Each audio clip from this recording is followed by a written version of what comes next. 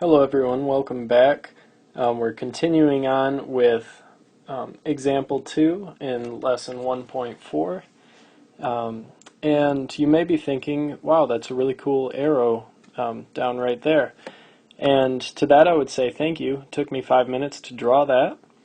But I drew it for a reason, so that's the other point I wanted to make. We're always going to start at the origin when we're finding the coordinates.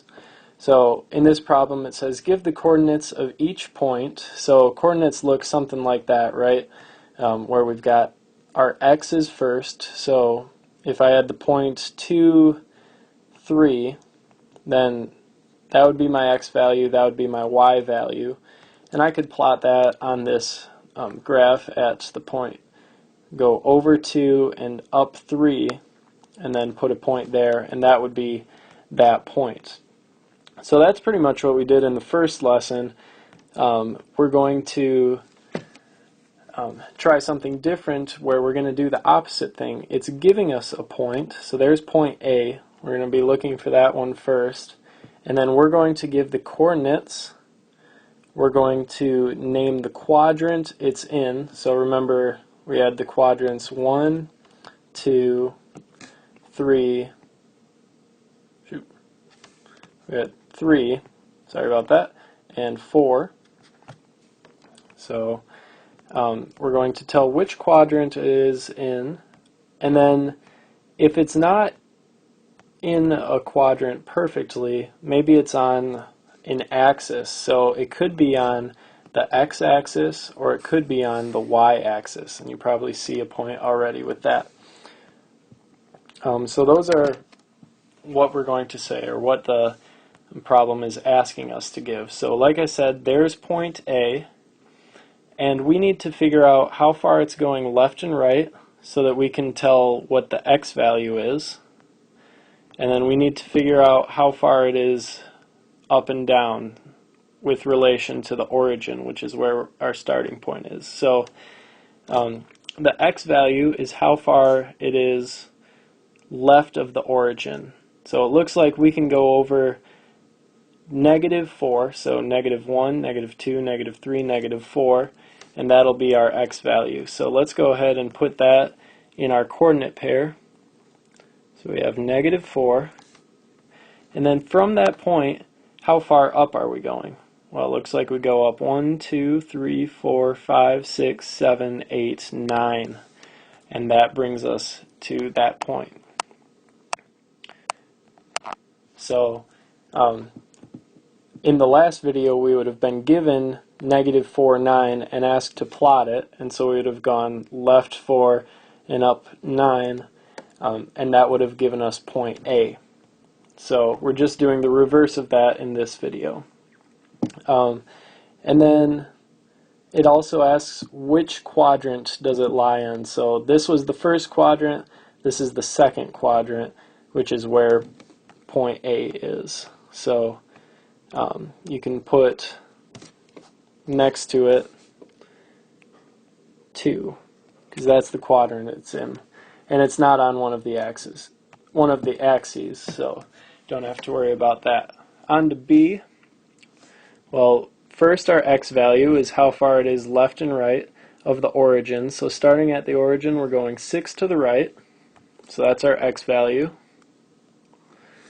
And then looks like we're going down 1, 2, 3. So that's going to be -3. And that's in quadrant 1, 2, 3, 4. Quadrant 4, it's important that you can write the Roman numerals. And the way to write 4 is just that IV. Alright, on to point C. We're starting at the origin. Looks like we've got to go right 2. So that's our x value, 2. And then from there we're going up 5. And then that's right in quadrant 1. So we can write a 1 next to it. If you'd like to pause it and try the last 3 on your own and then just watch the rest to check your answers, you could do that. So moving on, we've got point D, which is right there. Looks like we have to go from the origin left 8. So we're going negative 8. This will be the point negative 8, negative 8. So that's where that point is. If we were given the point negative 8, negative 8, and they asked us to put it on the coordinate plane, we would get our point right there. And that is in quadrant 1, 2, 3. So right with your Roman numerals, 3 eyes right next to each other and connect them like that. Alright, point E is just north of the origin there. Now, how far left or right do we need to go in order to be directly beneath it? And the answer would be nothing. So 0. And then from there, do we need to go up or down? We need to go up, so it'll be positive 2. Now which quadrant would that be in? Well, we have quadrant 1 here, and we have quadrant 2 here, but it's on the line that's intersecting 1 and 2.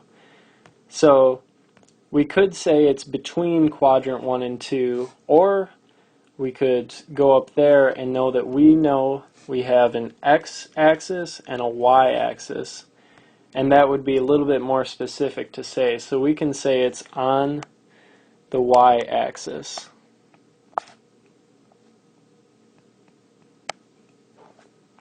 Because it asks us to name the quadrant or axis in which the point lies. Alright, last one, we've got point F right there. We're going to go right 1, because we're going right 1, and then we're going down 7, so that'll be negative 7. The point 1, negative 7 is point F right there, and that's in quadrant 1, 2, 3, that's in quadrant 4. So I'll just leave those labeled since we're on to our last problem. And there you go. So one of them wasn't even in a quadrant, it was on the y-axis, which is important to remember. So that's kind of the reverse of what we did in example 1. At this point you'll be ready to go on to the homework problems using this video and the previous video as reference, and should be able to breeze through this lesson. And always, as always, make sure to ask questions.